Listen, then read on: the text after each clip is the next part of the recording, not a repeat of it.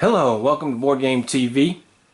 Today I want to start another history of comics series with the comic book industry, which I've loved comics all my life, and I've been a fan of comics all my life. And with the comic book industry in its death throes, its free fall, for the situation that's happening now, which accelerated it, the comic book industry was in free fall for a while now. And with stuff like the New Warriors and X-Men Children of the Autumn and DC's Gotham High seemingly want to kill the industry, I thought it would be a good time to reflect on some good comics.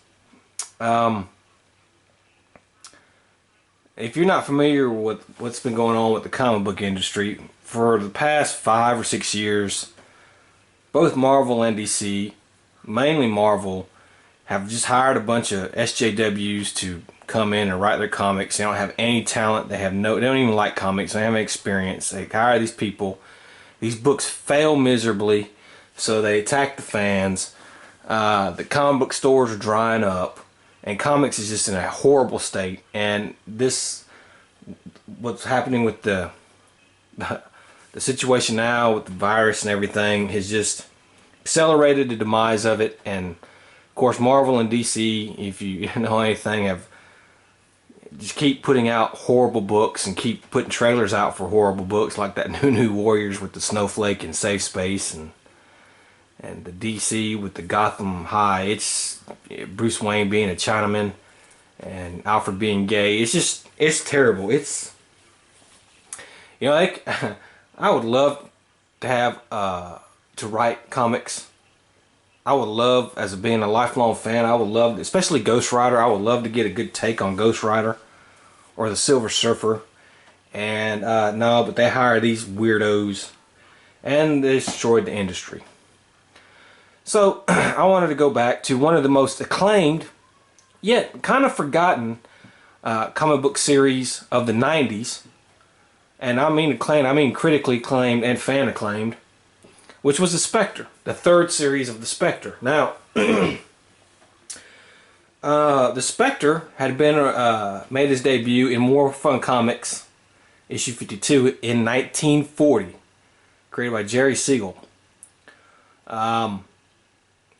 He would show up in the Justice Society of America, and if you don't know what the Justice Society of America is, it's like pre-World War II or pre-modern age Justice League, except, you know, it has like other heroes like the original Green Lantern or the original Flash. I'm talking about the guy with the hat. People like Wildcat, Hawkman, Spectre, people like that. Maybe you consider them a poor man's Justice League, but he made appearances in that and was actually part of the Justice Society. And then he would end up getting his own series, one, and it would go on for a little bit, and then in the 60s, and it would end up being canceled. And it was much more sign of the times, tamer version of the hero, which I'll get into in a minute. And then he was brought back for the 70s, and he had his own series in the 70s, which kind of contradicted a lot of what happened in the earlier comic series. They took it in a different direction. As times had progressed a little bit, they were able to do more. And that lasted a little while, and then it got canceled. And so the Spectre was kind of like in limbo. Now, I've always been a Marvel guy. I don't read much DC, or compared to Marvel, I didn't read much DC. You know, at one time in the 80s, 90s, I was just about collecting every Marvel comic you could. DC I didn't collect much of. Now, I started getting Batman after the Batman movie by Tim Burton came out. It got me revitalized in DC a little bit from by Batman. So I've been collecting Batman since that, and since probably the mid-2000s. So I have an extensive Batman collection. I'm talking about graphic novels. You know, Batman at one time had 5 monthly comics. plus all the little side comics. So I was getting all that. I collected Azrael. I collected Hitman, which if you don't, I would like to do a series on Hitman one day. That's Garth Ennis's breakout series and best series in my opinion. And of course I collected stuff like Superman, the reign of Superman, the death of Superman storyline, but when the reign of it ended and all that, I kind of stopped doing that. And I did the Green Lantern and the Emerald Twilight where Hal Jordan turned evil. And followed that for a few issues because Ron Mars had been one of my favorite writers, and he was on the Silver Surfer, and he left and he went and did Green Lantern. So I followed him a little bit, but usually I wouldn't stick around long. The only issues in the 90s of DC that I stuck with to the very end was Batman, Azrael, Hitman, and the Spectre.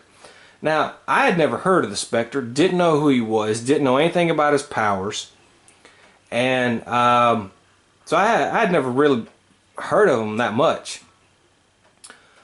When Marvel introduced its heroes for the 90s comics in the early 90s, and Ghost Rider came out and was a big hit, of course, Ghost Rider was everywhere. I mean, you have to imagine, you know, they have a hard time selling his comic now, but back then, man, he was just so popular. He was in everybody's book. Everybody popped up in his book, and his book was going over gangbusters. DC wanted to do a kind of response to that. So they brought the Spectre back because he's the closest thing they would have to a Ghost Rider. However, they would do a couple things that would kind of deviate from the normal DC comics, which DC was much more tamer compared to Marvel. And when I mean say tamer, I mean maybe like less violent and all that kind of stuff. And I remember being at the comic book store, and I went and picked up my pull list one day, and the comic book shop guy said, you know, I know you're a big fan of Ghost Rider. You should check out the Spectre here. And I said, I should, huh? So yeah, it's pretty good. And then, you know, of course, like I said, I never heard of him. And he gave me issue 4, I believe it was, of the Spectre. So I bought it, took a chance on it. You know, in the 90s, that's how it was, man. You were buying everything, and you took a chance on everything. There was so much stuff out there, man. And you spent a lot of money at the comic book store back then.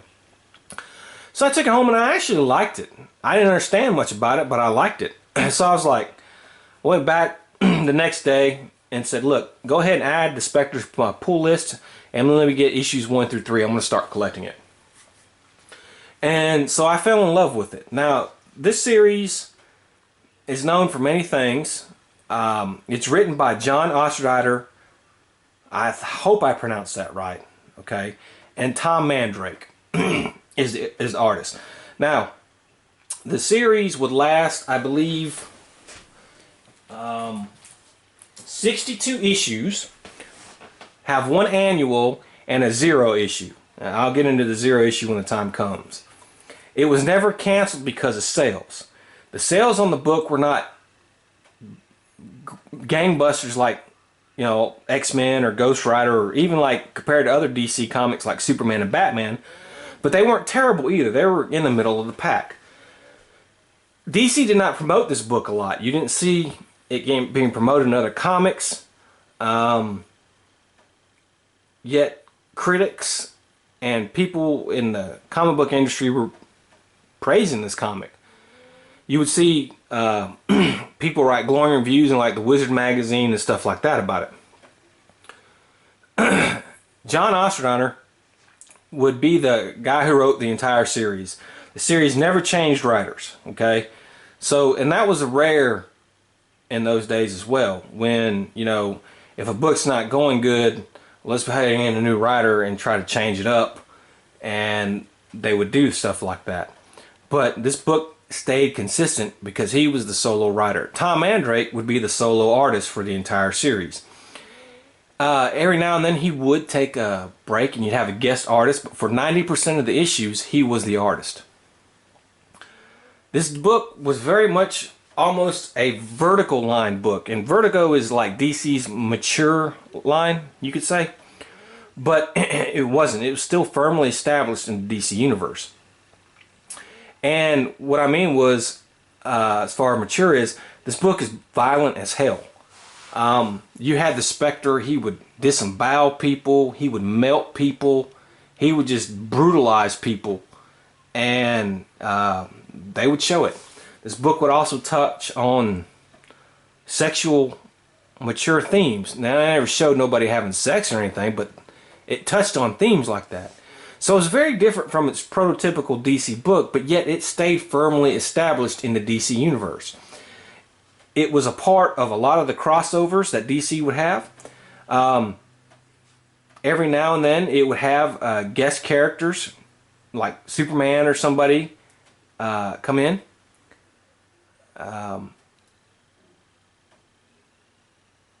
The Spectre did not guest star in a lot of other people's books. One of the problems Ghost Rider did was they overexposed him too much. He would show up in everybody's book and everybody would show up in his book, but this didn't happen with the Spectre. I mean, they limited the guest stars. So, but he was firmly planted in the DC Universe. And this book also brought in, it's a supernatural book, so it also brought in religion and the supernatural to the DC Universe in a mainstay way. Most comic books back then didn't talk about religion or politics or anything of that nature. They stayed away from it, which is smart to do. The writers of today should take note of that. However, the Spectre was Ghost Rider. If you look at Ghost Rider comics, they never really acknowledged the existence of God or the devil, except back in the 70s when they could. But towards the 90s, it was always Mephisto and maybe an angel, but there was never really any God type thing, any religious connotation. Well, the Spectre, says screw that. The Spectre deals with heaven, hell, angels, Lucifer, God is even in it, and it very firmly establishes religious themes. As a matter of fact, it makes the Spectre's origin biblical in nature. It has a lot to do with the Bible, because John was I guess he went to, I think if I read part of his thing right, if I remember from his letters too, he went to seminary school to be a priest, but he never finished or something like that. He never became a priest, but he's a highly religious guy in certain ways. So DC allowed him to bring that in there, and so the Spectre's origin is tied to God in this book. So in the DC universe now, you have a superhero who outright is created by God, and he's going around doing this stuff, and other superheroes kind of have to deal with that in certain ways. And whereas before he was just some guy who was brought back from the dead and they never really mentioned the religious overtones, but John brought in a lot of religious overtones. Another thing this series was known for, good or bad, was you could say it was very SJW-ish for its time. John would touch on a lot of issues: racism, sexism, homophobia, the way this country has treated minorities, capitalism, corporations. He would touch on a lot of issues. He would never really be heavy-handed about it, except for one storyline which we'll get into later on. But he would always present both sides of the issues. He would make points for either side, right or left. Now you can tell he was on the left side most of the time, because there would be things that he would write in or do that made it seem like he's on the right side. So you knew which way he leaned, but he didn't browbeat you about it. There was nobody wearing a shirt in this comic book series that says, "Let me tell you about my feminist agenda," or going around calling people sexist or misogynist, or none of that crap. Okay, there's none of that. Alright? He did it in a good, make you think type of way. He presented both sides of the story. Though you knew which side he leaned on, he didn't browbeat you with it, and he didn't make it seem like you're a freak or a bad person if you didn't agree with what he was saying. Okay? And that was kind of new and refreshing at that point in time, because most of the comics did not deal with stuff like that. Not in the 90s. Stan Lee did a lot of things with comics to talk about, you know, of course everybody knows the story with the X-Men and the mutants and drug use and stuff like that. But the comic industry kind of got away from that a little bit in the 90s when it was all action-packed adventure type stuff. And that's what made the 90s comics so great, the boom of it so great, you know. You had these cool art and cool stories. And the Spectre had that, but he just put a lot of stuff like that in there. So, overall as a series, it touches on a lot of things that many people would consider SJW these days. And although I didn't agree with John on a lot of things, on a lot of his points of view, I still respected him and read his book because his book had a great story. It was a great story. He never put that crap in front of plot storyline. Story always came first. The character arcs always came first. Now, I had never read anything by John or Tom, pretty much. I know they had done a couple Batman issues that I had gotten, and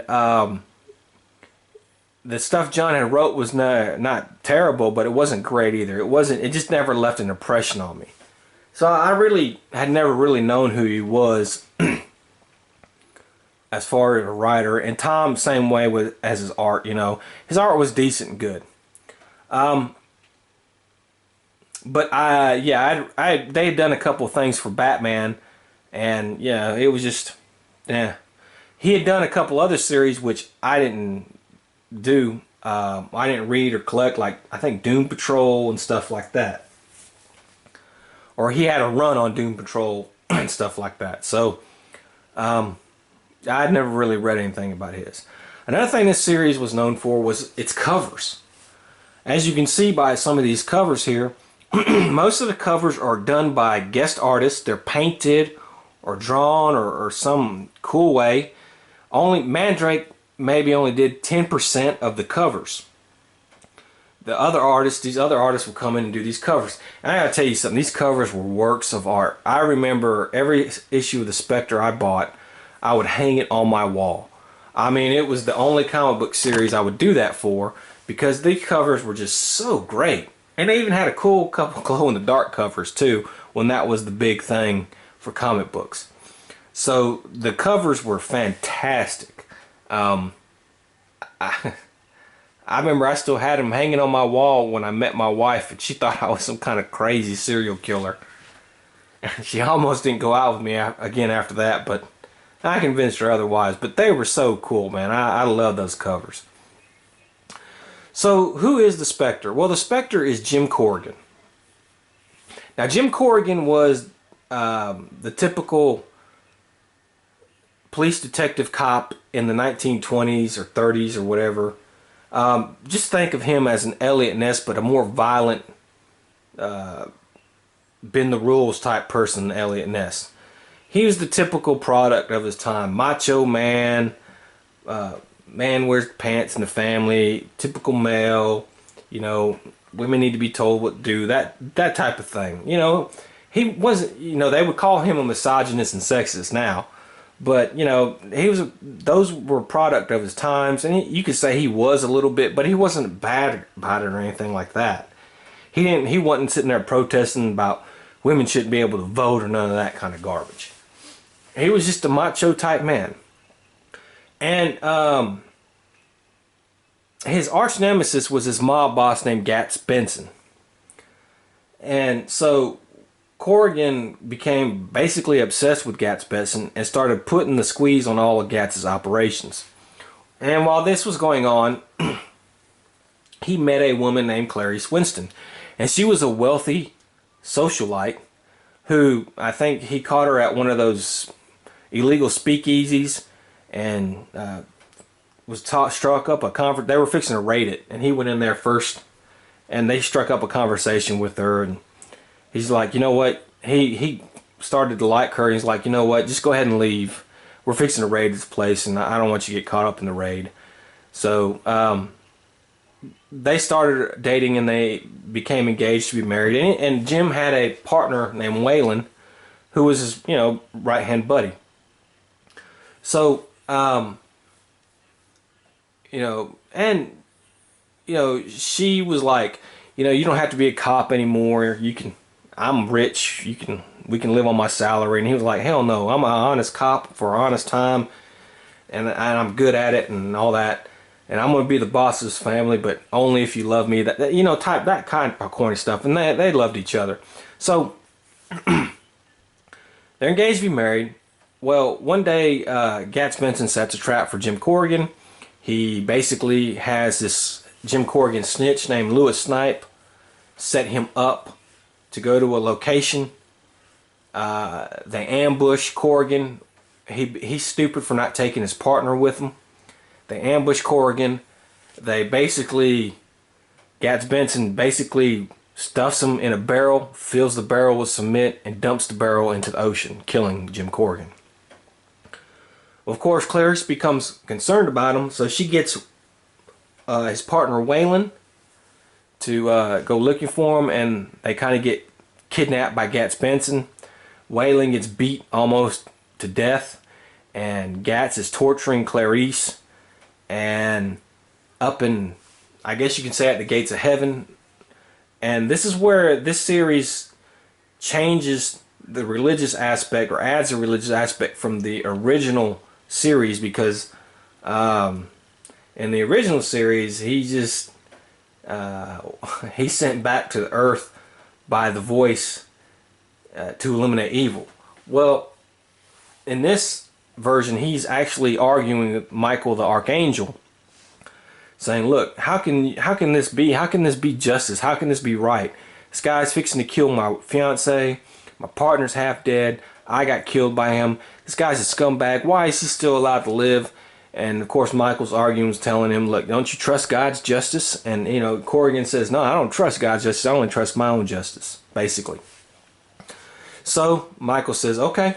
So he gives him the power of the spectre and sends him back to Earth. And but he tells him, he gives him a little thing, you're gonna go back and your job is to not just punish, but like understand about what's going on, why people do the evil they do and stuff like that. Of course Jim doesn't hear none of it. All he hears is, I'm gonna go punish. So Jim comes back, he shows up, that Gats Benson and them can't believe he's alive. They try to kill him. Of course the bullets go right through him because he's a ghost type thing. One of the bullets hits Clarice, mortally wounding her. Of course Jim Corrigan kills Gats Benson in the most gruesome way he can, and Clarice's soul is going to heaven, where Jim enters. The spectre can enter a person's soul or body and then goes to their soul, and he can kill them that way by killing them in the soul, making them relive horrible punishments, and or show them things, what they've done in life and all that kind of stuff. Well, he enters Clarice's soul, brings her back from heaven, saves her life, and because he can't stand the thought of her dying, and he doesn't tell her he's dead. He just basically breaks off the engagement with her and just basically leaves her and never has any more contact with her, because he's dead. He doesn't eat, he doesn't sleep, he can't feel things like we can, so he knows he has no future with her.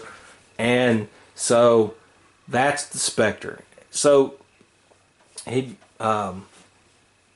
becomes a cop for a little bit. He stays a cop for a little bit. He doesn't let anybody know he's dead, and eventually becomes a superhero and goes all these ventures, has 2 series, blah blah blah. So that's the origin of the specter. Now when we get a hold of the specter in this series, and another thing that's really good about this series that John did was he takes steps to, like I said, fix the continuity from the other Spectre series. You're going to see characters from all the Spectre series appear in this series, while this series has a lot of new characters. You're going to see older characters from other series come and make an appearance. Even Spectre's arch villain Asmodeus. and he's going to kind of like recon a lot of the stuff with the Spectre's origin and stuff like that to make it a more religious type thing and make it more sensible, really. I mean, there you go.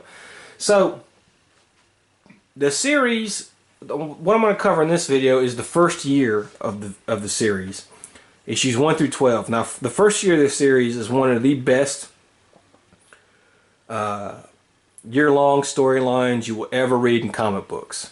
It's fantastic. It's so emotional and wrenching and so well done by John. I mean, it hooked me from the get-go. So there are going to be spoilers. I'm going to spoil what happens. Now, just because I spoil it doesn't mean that I ruin it for you if you read it. Reading something, hearing something from someone, and then actually going and reading and looking at the art are two totally different things. If you wanted to get back issues because you're fed up with modern day comics, these back issues for this series are not expensive at all, and it is a great read, and it's great for you to put up on your wall as covers. You will look at these covers over and over again. You'll read these stories over and over again, because every time you read it, you gain something new. And this is some of the best comic book fiction you will ever read. So the first year was what we're going to go over in here. And basically, we meet Jim Corrigan, and he's kind of at a loss, wandering around aimlessly. He doesn't really know what his place is, why he's doing this thing anymore. He's just basically unsatisfied with everything. He hasn't had any human connection with any of the people from the past other series for a while, and he's just at that place. Well, the guy who set him up, Lewis Snipe, is old now, of course, and he's fixing to die, so Jim Corrigan can sense it, and so he goes and he visits Lewis Snipe in the hospital, wanting to find out what Lewis Snipe really knew about him being set up. So he's fixing to enter his soul and get to the bottom of things when there's a social worker counseling another patient in the hospital named Amy. Amy overhears Jim Corrigan talking to Gats, and so she decides, look, she kind of interrupts and she says, look, I kind of got a little bit of your conversation. I kind of understand what you're going through. Look, I've been in tough places myself. Please call me, if you ever need any help with anything, or she's just that type of person, always wanting to help people. And he kind of refuses her at first, but right off the bat, she's going to be one of the main characters of the series. And she's going to be his connection and the things that get him back going into becoming part of the world again. So, he later on at night enters Gats Benson's soul, learns the truth about how Gats Benson set him up. Of course, he kills Gats Benson, and we're introduced to that. And so that kind of thing is done a little bit. So, we're introduced to some new characters, because while all this is going on, there is a serial killer going around the city killing women.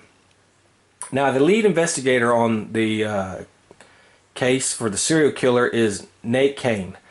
Nate is much like Jim Corrigan in a lot of ways. He's just a hard-boiled type detective in his 40s, no-nonsense type of thing. Now, the police know that the serial killer is only killing women with HIV, who are HIV positive. Now, Nate wants to tell the public this to protect some of these HIV positive women, but his superiors won't let him. They're telling him, look, no, we gotta do this, we gotta keep this secret. We don't want any copycats coming out. We know if it's a copycat, so you gotta keep it secret. So he's under orders to keep it secret. Well, he's friends with Amy.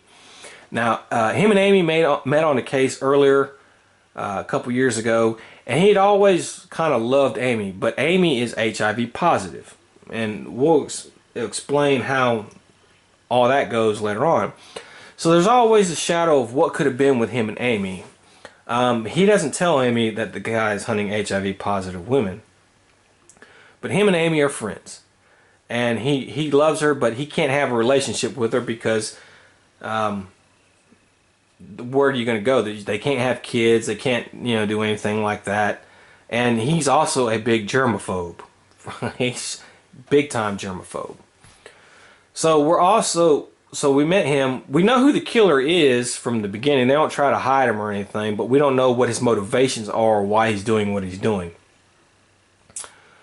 So, another character we come into contact with is Amy's kind of curious about Jim. So she looks him up and she finds his old private detective agency. Now, in the second series of The Spectre, Jim Corrigan became a private detective, kind of doing weird type cases and stuff like that. And he hooked up with this lady named Madame Xandu, who's this immortal chick who, from the time of Merlin the Magician, she's a sorceress, powerful. She's not evil, but she can't die either. She cheated death at cards, so she can't die. She's immortal because of that. And she's just a minor sorcerer. She's not overly powerful, but apparently in the other series, she was able to turn Jim Corrigan kind of human through protoplasm and stuff, and they had a sexual relationship and that kind of thing. And she was using him to kind of get to the spectre power and stuff like that. He kind of broke it all off, and he hasn't been back to the private detective agency, but she has her little Madame Xandu fortune-telling agent thing in the same building. And so Amy goes looking for Jim Corrigan, but she finds Madame Xandu, and Madame Xandu says, look, he hasn't been here in a long time, but if you see him, will you let him know I'm looking for him? She says, yeah, sure, whatever. So all that's going on. Another thing that's going on is they bring back another character from the old Spectre past, Asmodeus. Now, Asmodeus is the Spectre's Lex Luthor, or Joker for the Spectre. He's his arch nemesis. He's from hell. He's a demon from hell. He's not as strong as a Spectre, but he's smarter than the Spectre. They fought in the old issue comic books, but apparently they haven't fought in a while because of some weird stuff in there. The comics kind of explain, this series kind of explains why you didn't see Asmodeus much in the second series. So Asmodeus is going around collecting people's souls. He's kind of been trapped in hell, but he kind of gets freed, and he's going around collecting people's souls. And the more souls he gets, the stronger he gets. Now, he doesn't kill the people when he collects their souls. They stay alive. They're just very powerful. Like, they can't be hurt, and the Spectre can't hurt them because the Spectre can't go in and punish them through go in their souls and punish them or anything like that because there's no soul there to punish.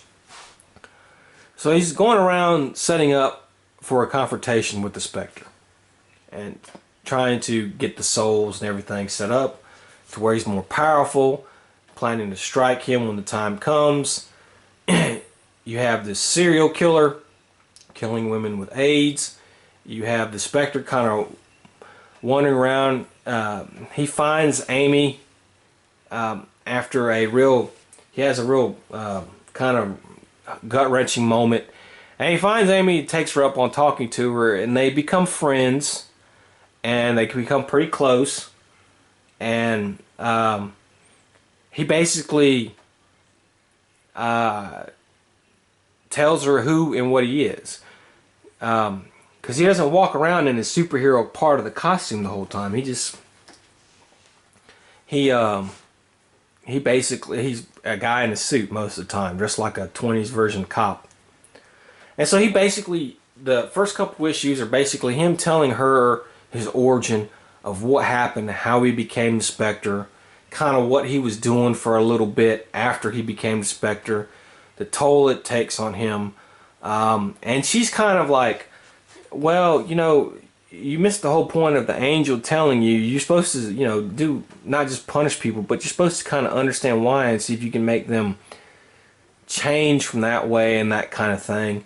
And they strike up a relationship, and she kind of tempers him a little bit. And he, honestly, kind of falls in love with her. Then nothing happens with him, but he kind of loves her. And so there's this real good relationship. Now Nate Kane becomes jealous of this a little bit. And so there's this confrontation they have. They're just kind of arguing, and the Spectre can sense that Nate's hiding something. So he basically goes into Nate's soul and finds out that they're very much alike, for one. Also finds out that the police are hiding the fact that the serial killer is killing women with AIDS. And knowing that Amy has AIDS, she's subject to be a target. So Amy gets mad at Nate for holding that from her, so that she kind of tells him she doesn't ever want to see him again. Amy gets on TV, has this big press conference, and spills the beans about the police hiding the fact. So, you know, Nate's superiors figure out that he's the one who leaked the information to her, but he can't tell them how he leaked the information to her, because they would never believe him that the Spectre sucked the information out from his soul. So they basically suspend Nate and are ready to kind of fire him. So kind of Nate, what he kind of does is he kind of just stakes out Amy to protect her in case the serial killer comes. Madame Xanadu comes back in a little short mini subplot storyline, and she wants the Spectre power. So she steals the power of the Spectre from him, because she's saying that he's wasting the power. That if he wanted to, he could heal Amy, or he could end world hunger and all that kind of stuff. Of course, Amy's like, can you really do that? And Jim's like, no, you can't do that with Spectre power. It doesn't work like that. Of course, nobody believes him, but Madame Xanadu kind of steals the power, and she becomes a new Spectre for a while. And when she becomes a Spectre, she starts killing men left and right. She kills pimps who abuse the women. She kills these corporate CEOs who pollute the earth, and also sexually assault the women underneath them and stuff like that. She goes on a real big vengeance tirade. She's not doing at all what she claims she'd want to do with the power. And she can't really control the Spectre power. It's making her do these kind of things. So you come to find out that without the Spectre power, Jim Corrigan is just a ghost, and he can't stay on Earth for long. He needs the Spectre power to stay on Earth. So him and Amy follow the trail of bodies to try to get the power back from Madame Xanadu, and eventually they end up convincing her to give the power back. She kind of sees that she was wrong for doing what she did. She sees that she can't control the power. She understands that she's not using the power to heal people or anything like that. So she gives the power back to Corrigan and basically says that the Spectre power is a curse. But she also warns him. She says, look, I know what's going on with Amy, and I have seen her fate, because she can see like the future stuff. And Amy is destined to die alone in an alleyway, butchered by a madman. Of course, so that Spectre says, no, that's not going to happen. I'm going to protect her at all costs. Nothing's going to happen to her. And she's like, you can't deny fate. It's going to happen. So she kind of leaves for a little bit. And so she leaves and goes away for a little bit, but keeps an eye on the Spectre. You got Nate Kane watching Amy from a distance, and you got the Spectre hovering over her, protecting her at all times. The serial killer watches the press conference of Amy, revealing to everybody that the killer is killing every woman who has AIDS, and then he realizes she's the one that gave him AIDS. So he's been going around killing all these women that have AIDS. He's been getting in that information from the hospitals and stuff to try to get back at the one who gave him AIDS. Apparently he slept with a lot of women and can't remember who gave him the AIDS. And then you come to learn Amy's story. And Amy was basically fresh out of college. She met this guy. She fell in love with him. They were going to live happily ever after. And come to find out that the guy was cheating on her. So she broke up with him, or divorced him. She went on a wild spree of partying and drugs. And she had a lot of sexual encounters with a lot of different men. And was just living it up. And then one day the ex-husband came back and said, "Look, man, I tested HIV positive. I believe you have it." And she did. She got it. So at that point in time, she kind of changed her life, got her act together. She didn't sleep with any more men.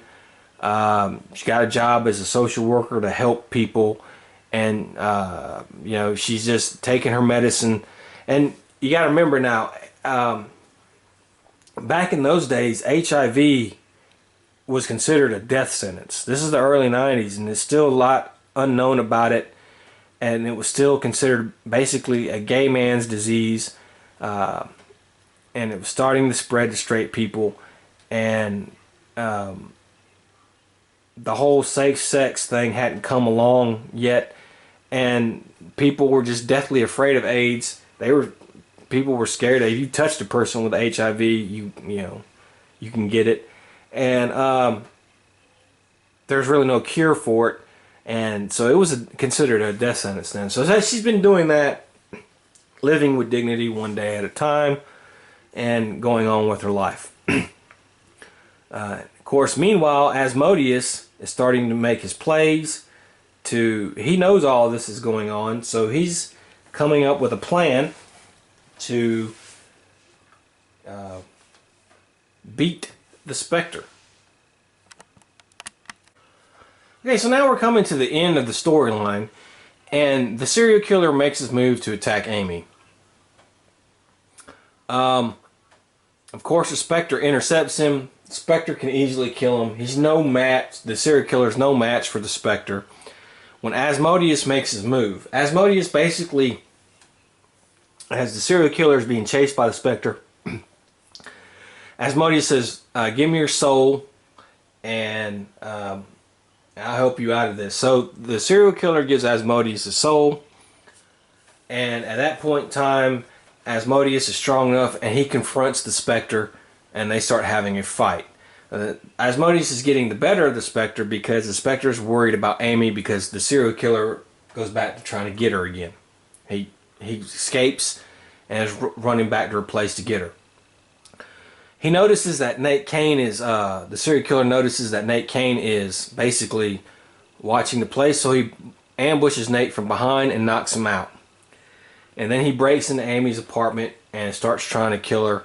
He has his butcher knife, and you know, the whole time he's calling her a bitch and a whore and all that stuff for giving him AIDS, and he's going to take his vengeance on her. And she puts up a fight. She's trying to fight back. She's calling for the spectre to help, but the spectre's, you know, he can't help. He's basically losing the fight to Asmodeus. Asmodeus is beating him.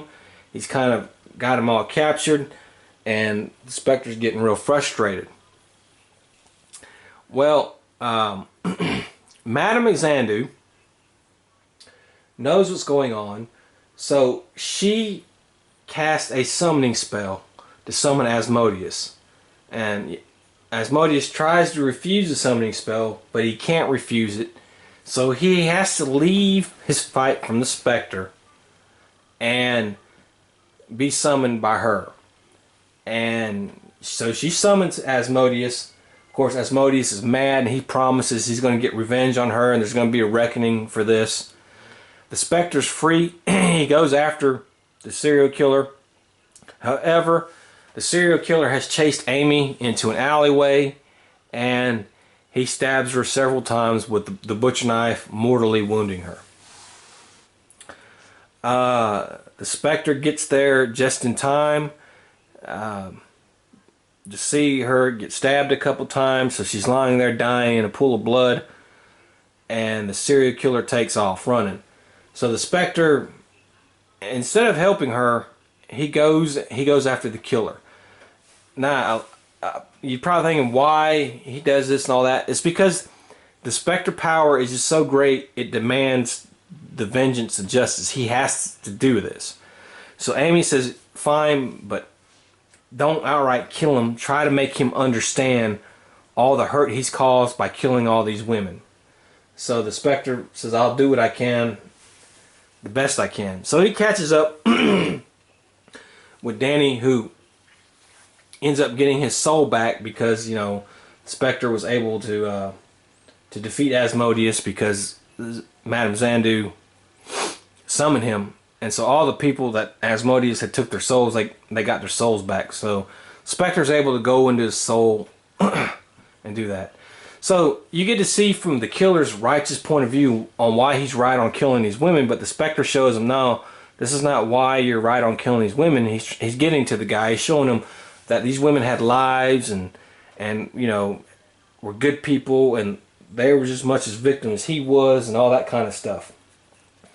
Well, Nate Kane finally becomes conscious and shows up to where Amy's at, and he can't touch her. She's blood everywhere. He's like screaming. He's raging. He can't touch her because, you know, he's a germaphobe. He's so scared. But he decides the best thing he can do for her is get revenge. So he goes and goes to track down Danny further on down the alleyway.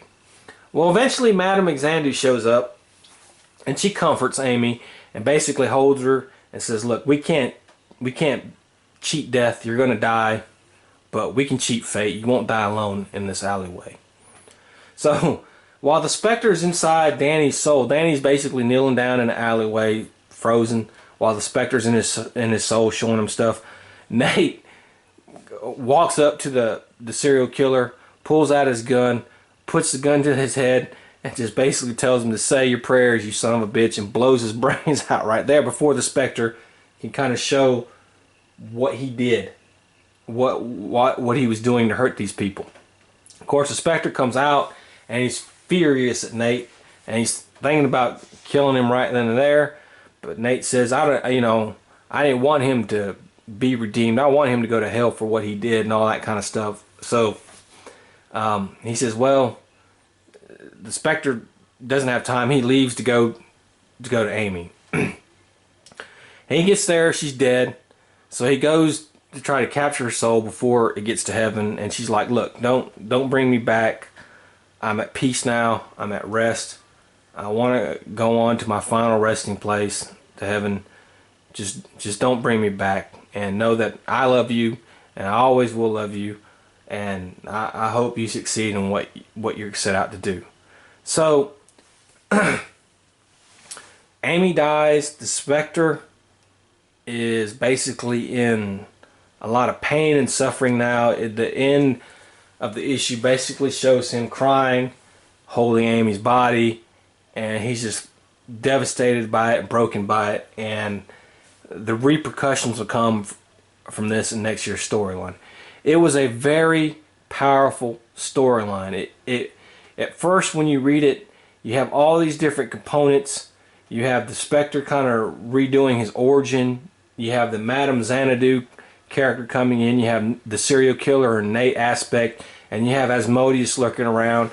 And you're like wondering the whole time, when are all these parts going to fit? And they eventually all do fit and come together. And honestly, I never expected Amy to die. I thought she was going to be the main character of the series. She's going to be like the Spectre's Lois Lane, that type of thing. And it really was gut-wrenching when she died. I mean, it was pretty. I didn't see it coming, and it was pretty heartbroken and emotional. And you know, it's what a great comic should do, is basically make you go, wow, I can't believe I just read this. Wow, what a great story. And so there's going to be repercussions for everybody for the next year to see where the story naturally progresses. And I remember thinking, you know, this was a great year-long storyline.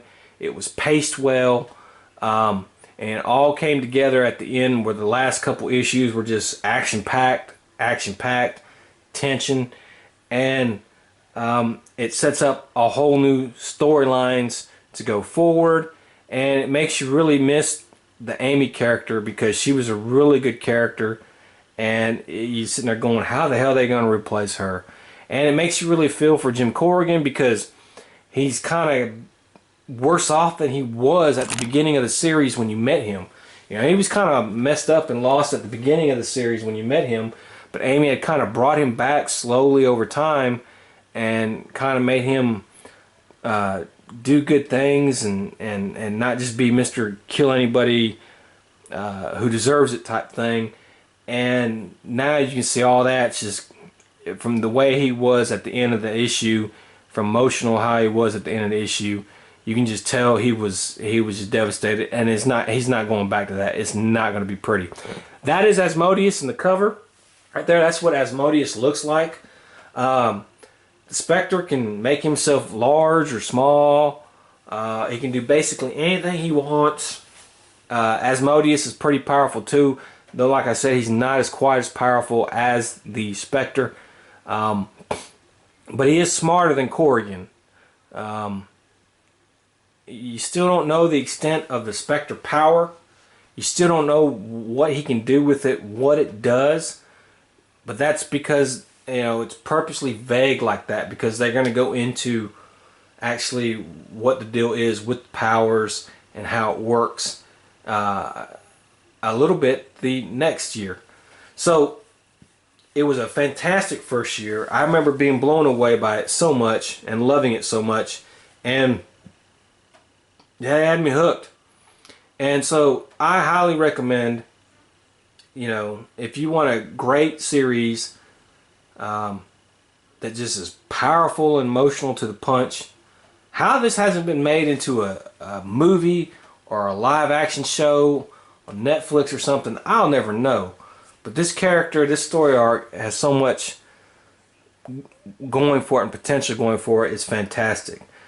But it's going to get even better. And we're going to see where the series goes next after this. So I hope to see you then. And until then, have fun.